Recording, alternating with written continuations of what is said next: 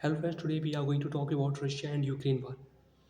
Russia और Ukraine युद्ध Russia और यूक्रेन युद्ध के को हो रहे अब कम से कम 2 से 3 साल के ऊपर हो चुका है और अभी भी रशिया और यूक्रेन युद्ध चल रहा है। तो हम सबके माइंड में एक ही क्वेश्चन है कि रशिया और यूक्रेन युद्ध इतना लंबा क्यों खींच रहा है। तो सर इसका सिंपल सा आंसर है रशिया की वॉर स्ट्रेटजी। रशिया हमेशा से एक लॉन्ग टर्म वॉर स्ट्रेटजी को फॉलो करता है।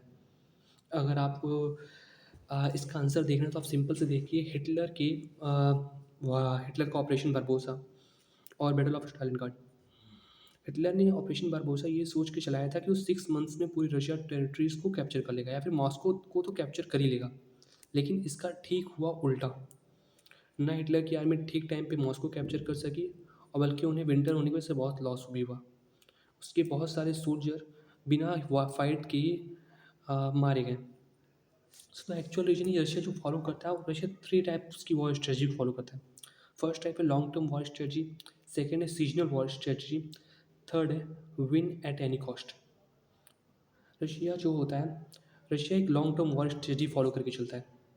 जब हिटलर ने ऑपरेशन बारबोसा चालू किया तो स्टालिन को पता था कि रशियन आर्मी कहीं ना कहीं यूक्रेन आर्मी को डिफीट नहीं कर पाएगी। तो उन्होंने किया क्या, उन्होंने इस वॉर को काफ़ी लॉन्ग टर्म में कर दिया कि युद्ध जितना हो सके उतना लंबा खींचो। और वो यही हुआ। और उन्होंने सेकंड पॉइंट ये किया कि उन्होंने हिटलर की आर्मी को काफ़ी अंदर आने के लिए मजबूर किया। जब हिटलर की जर्मन आर्मी, नाजी आर्मी जब काफ़ी अंदर पहुंची तो वो ट्रैप हो गए, क्योंकि रशियन में विंटर आ गया था और बहुत सारे सोल्जर बिना लड़े ही मारे गए थे। और ठीक ही रशिया ने ये स्ट्रैटी रशियन टर्किश वार में फॉलो की थी।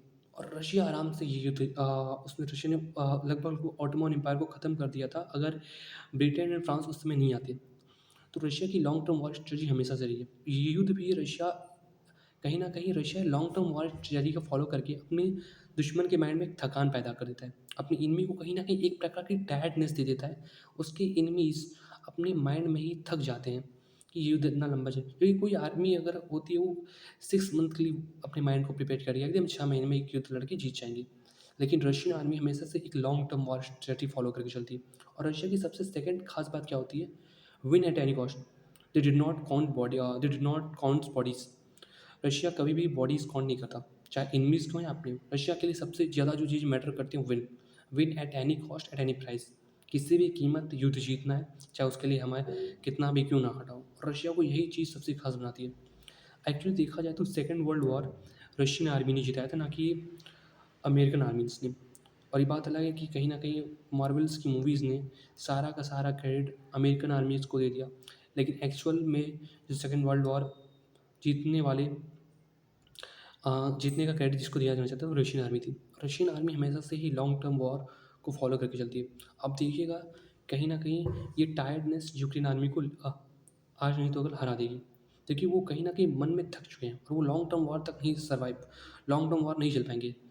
और रशियन आर्मी एक लॉन्ग टर्म वॉर के लिए कंप्लीटली तैयार है। And this is the point where Russia going to win this war.